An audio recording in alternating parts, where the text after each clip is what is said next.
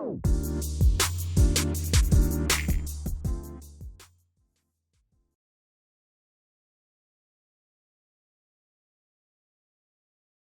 the beginning of every season, first we'll post a game reveal video. From here, you will have only 5 to 6 weeks until your first qualifier competition, so time will be of the absolute essence. This video will go into how to most effectively structure the first day of your season, what we like to call kickoff. A day which may make or break your season, as you will not only strategize for the game, but also come up with the underlying idea for what your robot will look like. Before we go any further on this topic, it is always a good practice to go through this first day procedure prior to the beginning of your season with a past FTC game, as this will keep your team better prepared for the big day. First things first, what do you need for a good kickoff?